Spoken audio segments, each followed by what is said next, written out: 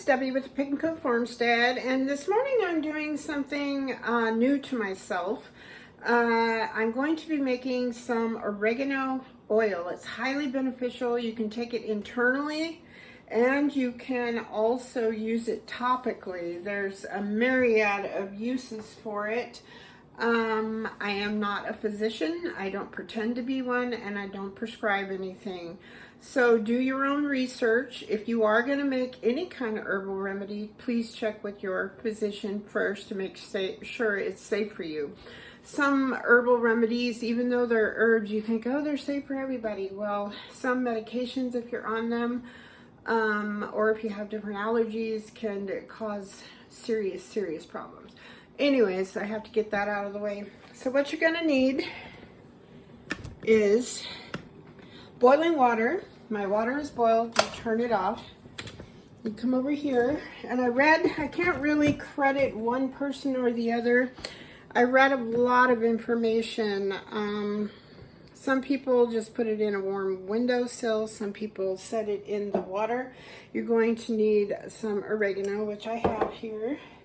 And I'm using olive oil, and it's extra virgin olive oil. It would be better if you used organic, but I don't have that right now. You're going to need a lid for said jar, something to stir with, and then I use painter's tape to mark it. I'm just putting oregano oil and today's date. So you've got your oil. Oops, sorry. Then you're going to pour just as much oil in there, and it says to put, most of them are at least 1 inch above, some are floating. You're going to stir it really well. This is approximately 50-50. You can measure it if you like. After I've stirred it, I'm going to put some more oil in. There we go, because it soaks it up. And my oregano was, I'm terrible with my camera today, I'm so sorry. My oregano was about to this mark, so I've got just as much oregano as I do oil. And it's pretty thick in there, as you can see. Stir that up. I might even give it another, I might as well just use up all this olive oil. There we go. You know, it's not an exact science. It's kind of the folk method, I guess. That's the way I make my tinctures. I do 2/3 of herbs and then the rest with vodka. But this is different. This is oil. So it's stirred up really well. I'm going to put my lid on. And then I'm going to bring it over here, and I'm going to set it in this water that we brought to a boil. Now I'm going to turn this on for maybe 20 minutes. I'll let it sit in there, and this just kind of expedites the extraction of whatever herb you're using. When I make my face salve that I do, I keep it on boil and I simmer it because I'm infusing my face salve. But this, all the ones I read say not, well, they don't say not to do that. They just say to do it this method. Bring your water to boiling, shut it off, then put your lidded jar in there. So we will be back after about 15 minutes. And then I'm also going to tell you what some of the benefits are of the oil. Okay, so it's been 15 minutes. This is what we've got here. I just just gently rock it around, stir it up. As you'll notice, it's a little thinner because it's warm.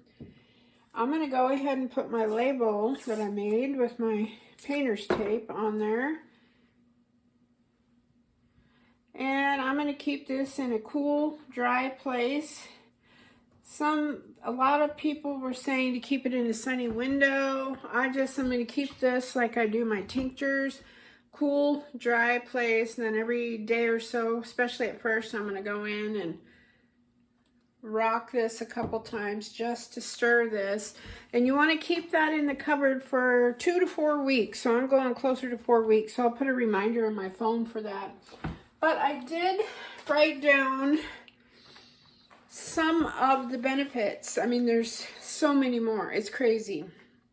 And I got all this information from ourblueridgehouse.com. They show you how to make it. They show you all the benefits, how to use it, all of that good stuff. So just a couple. It's an antimicrobial, antioxidant, anti-inflammatory for swelling, joints, muscles, that type of thing. Antibiotic.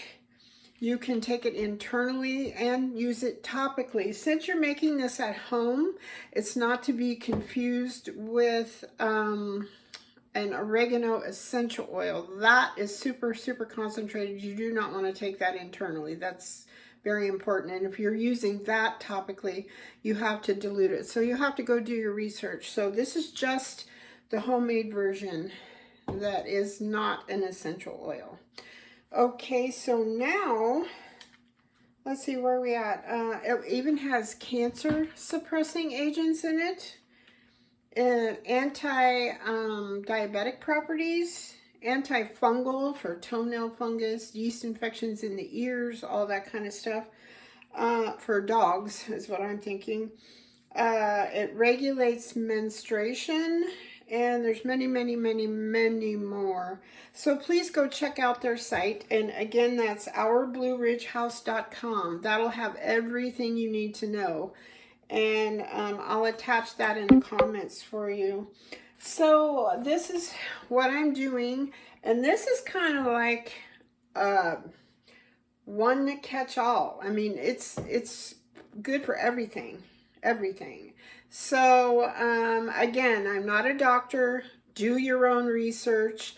Check with your regular doctor to make sure it's safe for you to use these.